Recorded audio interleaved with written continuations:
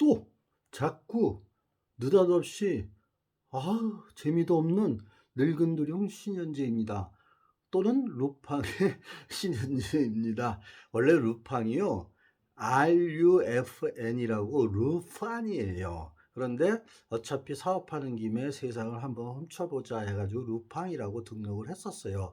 그 회사로 쫄딱 망한 걸 다시 살렸는데, 아무튼 저에게 제가 이렇게 고등학교 시절, 중학교 시절부터 이렇게 많은 책을 읽고 소설을 읽고 아버님이 남겨주신 것들을 읽으면서 제 은사님 중에 한 분이었던 국어 선생님이, 그분이 동국대 교수와 서정주 만해 한용운 뭐 연구 초대 소장 하시고 막 이러셨어요.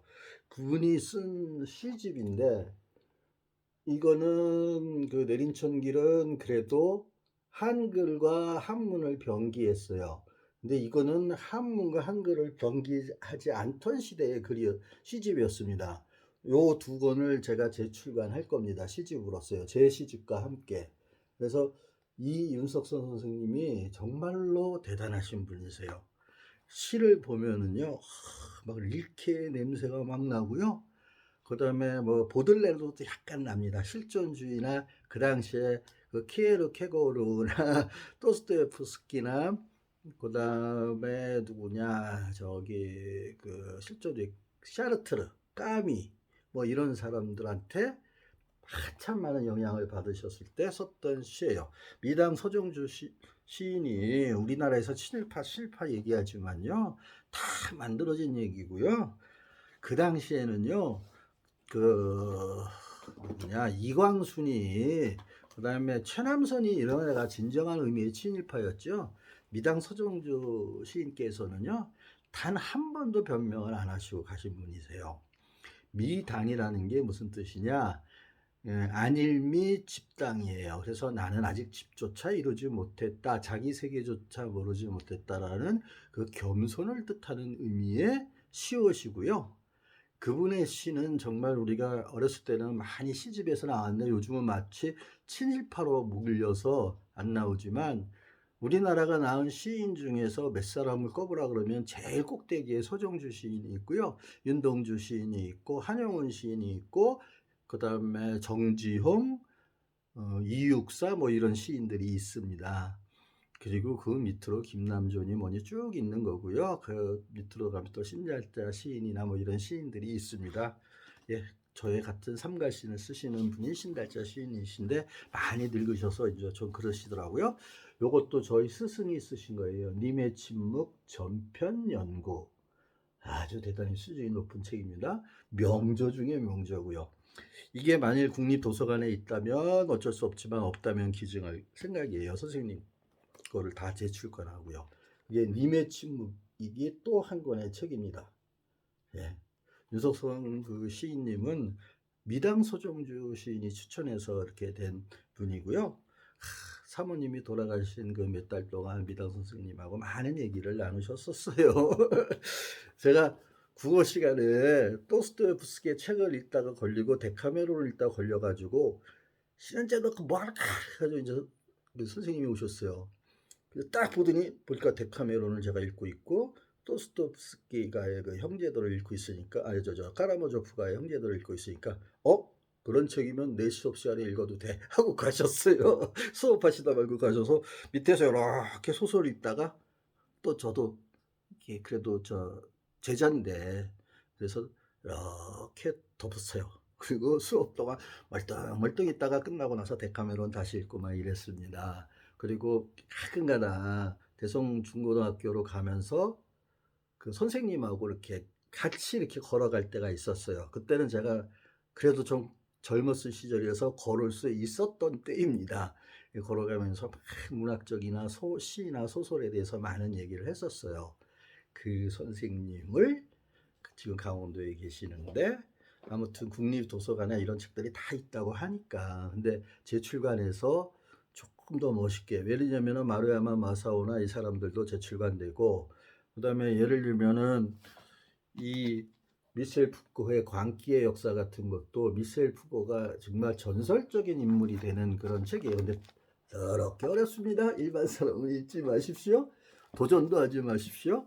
이 다음에 그 전에 감옥의 역사, 그 다음에 그 다음에는 성의 역사 시리즈까지 6호집으로 못 남기고 이제 돌아가시면서 마지막에 육체의 고백이라는 6호집이 나왔는데요.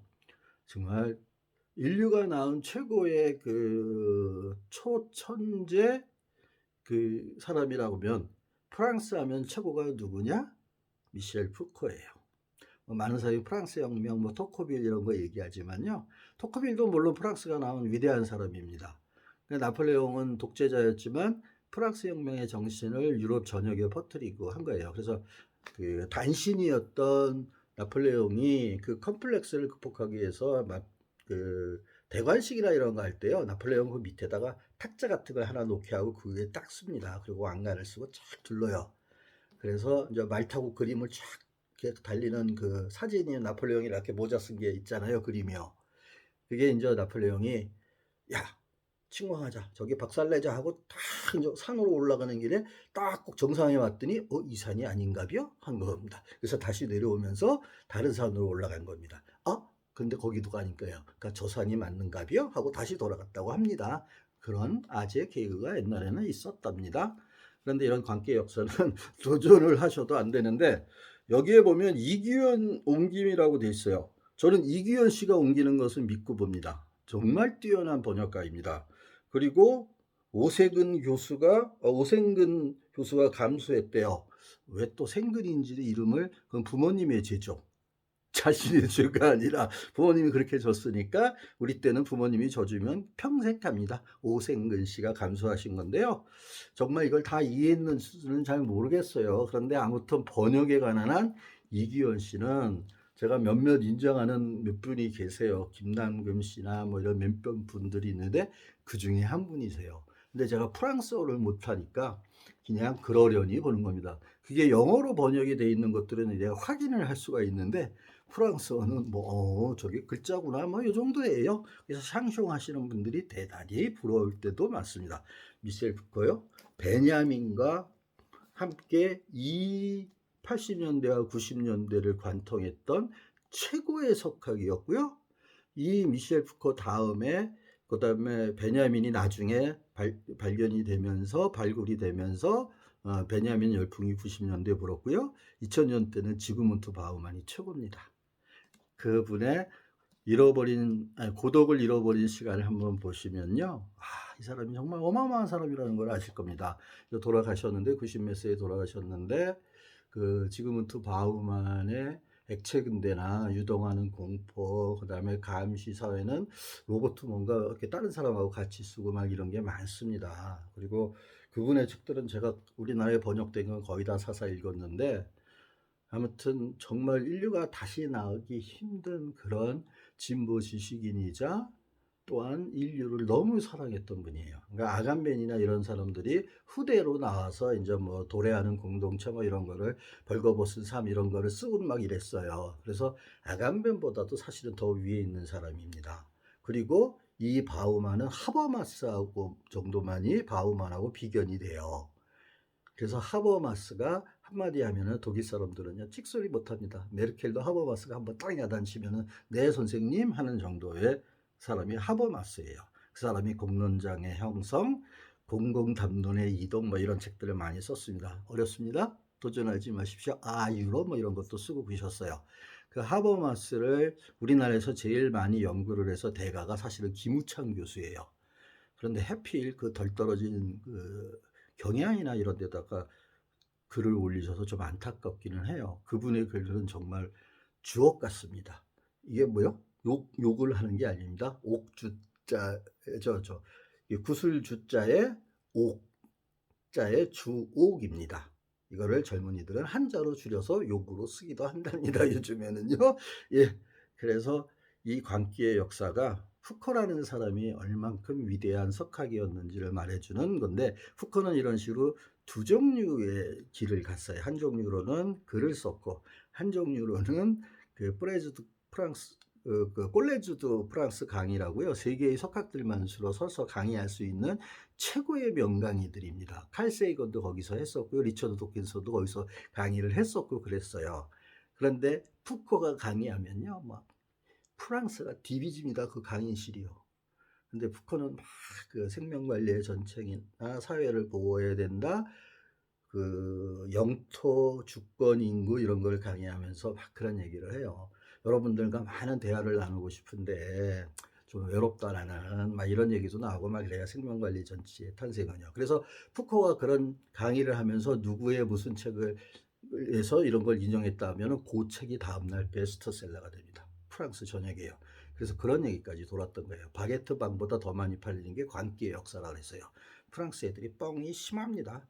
뭐 사서 딱 놓고 무슨 뜻인지 모르지만 일단 사놓고 나는 푸커의 책이 있어 하고 진열해 놓는 대표적인 책이 광기의 역사입니다. 그것이 자본주의가 신자유주의가 어떻게 사람들을 파편내고 조각내고 산업 자본주의가 그 이 세상을 지배하도록 할 수 있기에 하기 위해서 박정희가 했던 짓거리 같은 것들이 그 광기의 역사 이전에 유럽에서는 다 진행이 됐었어요.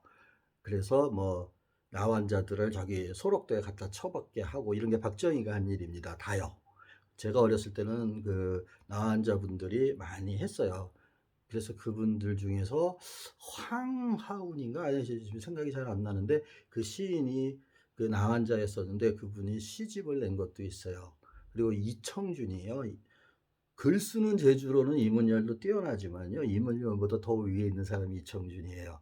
그래서 당신들의 이야기인가 뭐 이게 소록도 얘기를 다룬 소설도 있고 이청준의 벌레 이야기가 밀양의 소재가 된 거예요. 단편 소설을 쓰고 싶은 사람들은 한국의 단편 소설집 중에서 김동리의 까치소리라는 게 있습니다. 그걸 한번 보시면은요, 와, 왜 김동리 하는지 또 황순원 씨의 그 아드님이 서울대에서 시 교수를 하는 황동규 씨세요. 황동규 시인도 아버님을 어떻게든지 따라잡으려고 노력하신 분으로 황순원 씨의 제자로서 대단히 뛰어난 사람입니다.